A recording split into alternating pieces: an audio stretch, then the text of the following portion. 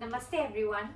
मेरा नाम है तनु और मैं एक छोटा सा वीडियो डाल रही हूँ आज उन सब लोगों के लिए जो कि इंडिया से कनाडा ट्रैवल कर रहे हैं वाया सर्बिया।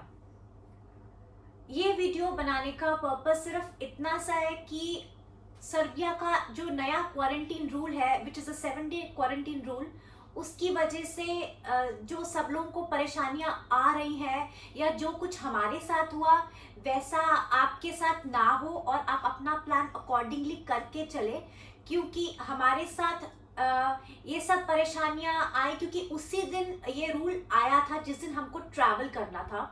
तो it came to us like a shock.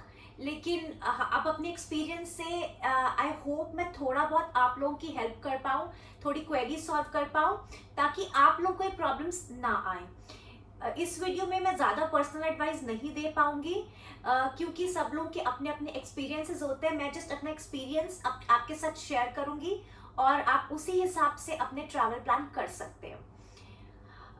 Start करती हूँ अपनी जर्नी से।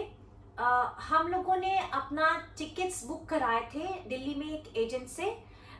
उसके हमारी फ्लाइट थी 12 जुलाई रात को दिल्ली से, 12 जुलाई 3 बजे रात से दिल्ली से। एंड उस नेक्स्ट डे हमको एम्स्टर्डम पहुंचना था। 8 आवर्स की फ्लाइट थी एम्स्टर्डम की। एम्स्टर्डम में हमारा 13 घंटे का हॉल था और फिर 4 दिन हम सर्बिया में रुकने वाले थे। एंड 16 जुलाई की हमारी सर्बिया से फ्लाइट थी टोरंटो की। लेकिन जैसे हम बोर्डिंग करने पहुंचे दिल्ली एयरपोर्ट पे, हमें एक बहुत बड़ा शॉक लगा जब हमें एयरपोर्ट स्टाफ ने बोला कि आपको एक सर्बिया का फॉरेन सर्वेलेंस फॉर्म भरना है क्योंकि सर्बिया का एक नया रूल आया है जिसके अकॉर्डिंगली आपको 7 दिन होटल में क्वारंटीन होना है। हम लोग तो एकदम उस टाइम पे परेशान हो गए कि क्या करें क्या ना करें। लेकिन क्योंकि बोर्डिंग टाइम हो रहा था हम लोग के पास कोई ऑप्शन नहीं था, हमें वो फॉर्म भरना ही पड़ा जो जिसका लिंक हमें एयरपोर्ट अथॉरिटीज ने दिया था, वो हमको मोबाइल से ही भरना था। उस फॉर्म में ऐसा लिखा था कि हम पहले और 7वें दिन पे एक आरटीपीसीआर टेस्ट कराएंगे सर्बिया में और हम वहां पे 7 दिन क्वारंटीन होंगे।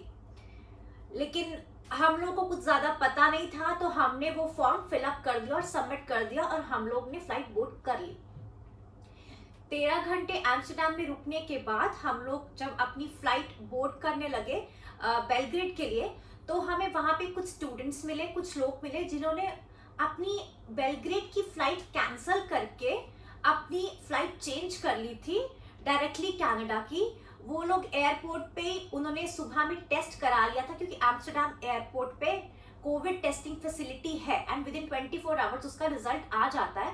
तो उन लोगों ने डिसाइड किया कि वो एयरपोर्ट पे रुकेंगे।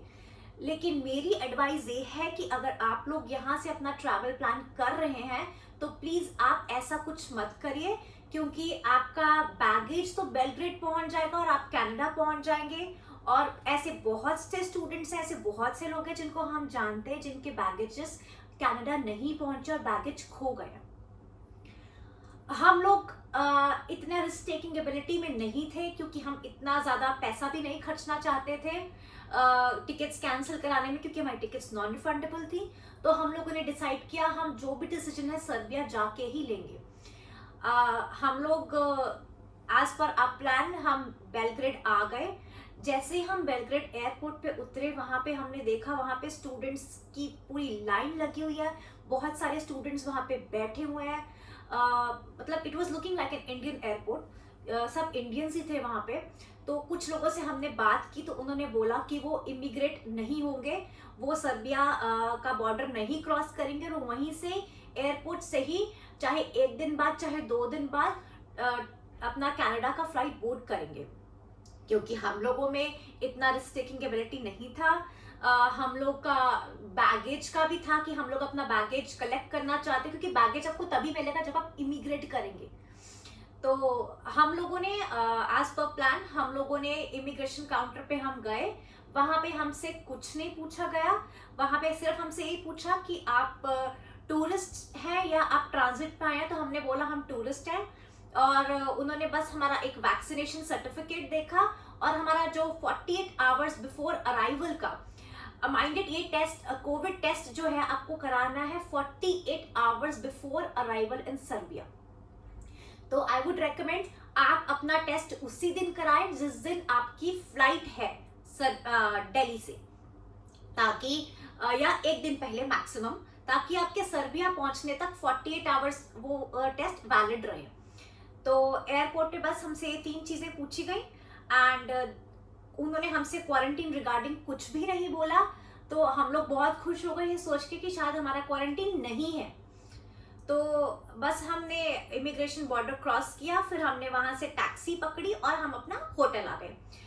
टैक्सी चार्जेस अप्रोक्सीमेटली होटल से जो होंगे वो ऑलरेडी आपके वो इट्स प्लस 1000 दिनार्स, क्योंकि जो आपका होटल है, जो एयरपोर्ट है, वो शहर से थोड़ी दूर है। तो हम लोग के अप्रोक्सीमेटली जहाँ पे हम रुके थे वहां से हमारे अप्रोक्सीमेटली 1800 दिनार चार्जेस लगे। एंड फिर हम जब होटल पहुंचे हमें बहुत बड़ा शॉक लगा, क्योंकि हमें रिसेप्शन पे बोला गया कि आपका कंसेंट लेटर कहाँ है, आपको एयरपोर्ट से मिला होगा। तो हमने उनको बोला कि हमें तो कोई कंसेंट लेटर मिला ही नहीं। तो उन्होंने बोला आपको पता होगा कि रूल चेंज हो चुका है और आपको होटल में ही 7 दिन क्वारंटीन होना है, और आप हमें उसके लिए कंसेंट लेटर दीजिए जो आपको एयरपोर्ट से मिला है। तो हमने बोला हमें तो कुछ मिला ही नहीं एयरपोर्ट से। तो उन्होंने बोला ठीक है, अभी आप जाइए अपने रूम में एंड सुबह हम आपको अपडेट करेंगे आपका क्या करना है, आपको क्वारंटीन होना है या नहीं होना है। तो नेक्स्ट डे जब हमने रिसेप्शन पे पूछा तो उन्होंने बोला उनको भी रूल्स के रिगार्डिंग कुछ क्लियर नहीं है, क्योंकि न्यू रूल्स हैं। तो हम लोग इतने परेशान हो गए, हमें कुछ समझ में नहीं आ रहा था कि हम क्या करें। तो हमने अपनी एम्बेसी को कांटेक्ट किया, जो which is Indian embassy in Belgrade. तो हमें 3-4 बार अपने एम्बेसी को कॉल करना पड़ा एंड एम्बेसी ने हमसे यही कहा कि आपको अपनी फ्लाइट एक्सटेंड करानी पड़ेगी 7 दिन बाद की, और आपको क्वारंटीन में 7 डेज होटल में ही रहना है। एंड विद इन 24 आवर्स आपको कोई कांटेक्ट करेगा सर्बियन गवर्नमेंट से आपके आरटीपीसीआर टेस्ट के लिए, क्योंकि आप होटल से बाहर नहीं जा सकते हैं। एंड उस फॉर्म में भी यही लिखा था कि कोई गवर्नमेंट का रिप्रेजेंटेटिव उनकी टेस्टिंग लेबोरेटरी से आएगा 1st and 7th डे पे हमारा टेस्ट करने के लिए। बट अनफॉर्चुनेटली ऐसा कुछ हुआ नहीं। हमारे कोई टेस्टिंग के लिए हमें किसी ने कांटेक्ट नहीं किया। तो हमें जो होटल से जो भी इंफॉर्मेशन मिली या इधर उधर से जो भी इंफॉर्मेशन मिली, we took a risk and we went to the airport and we got tested. मैं आपको बता दूं यहाँ पे एयरपोर्ट पे ही टेस्टिंग फैसिलिटी है और 2 घंटे में आपका टेस्ट हो जाता है, और उस टेस्ट की कॉस्ट है 9000 दिनार्स, जो कि आप कैश में पे कर सकते हैं, आप डेबिट कार्ड से पे कर सकते हैं, आप क्रेडिट कार्ड से पे कर सकते हैं, अपने फॉरेक्स कार्ड से पे कर सकते हैं। वहां पे टेस्टिंग में ज्यादा लंबी लाइन नहीं है। तो आई वुड रेकमेंड, अगर आप बाय सर्बिया आ रहे हैं तो आप एयरपोर्ट से पहले अपना टेस्ट करा के ही होटल जाइए, क्योंकि 2 घंटे में आपकी मेल के ऊपर ही वो रिपोर्ट आ जाती है। एंड उसके बाद फिर आप अपना 7 डे क्वारंटीन पूरा करके अपना 8th डे पे अपना टेस्ट करा लीजिए, 7 डे पे एयरपोर्ट पे जाके टेस्ट करा लीजिए। तो आई मीन टू से एटलीस्ट आप 7 डे का प्लान करके ही आइए यहाँ से, because there is no other option. आपको यहाँ का लॉ ब्रेक नहीं करना चाहिए, क्योंकि अथॉरिटीज अब बहुत ज्यादा स्ट्रिक्ट हो रही हैं इस चीज को लेकर के। तो आप अपना अकॉर्डिंगली ट्रैवल प्लान कर लीजिए।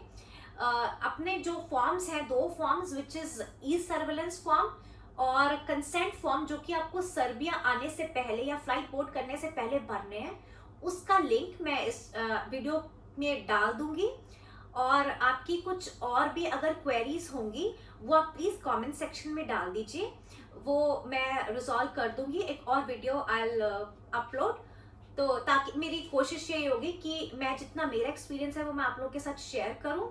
जैसे जैसे मुझे कुछ और इन्फो मिलती जाएगी वो मैं आपके साथ शेयर करती जाऊंगी। एंड प्लीज अगर मुझसे वीडियो बनाने में कुछ गलती हो गई हो तो प्लीज आप मुझे माफ कर दीजिएगा, क्योंकि I am not a professional blogger. मेरा बस एम है कि जो हमारे साथ प्रॉब्लम आ रही है, जो हमसे लोग क्वेश्चन पूछ रहे हैं व्हाट्सएप ग्रुप के थ्रू, तो मैं सबको एक बार में उनके क्वेश्चंस का जवाब दे पाऊँ। थैंक यू आप सबका बहुत बहुत।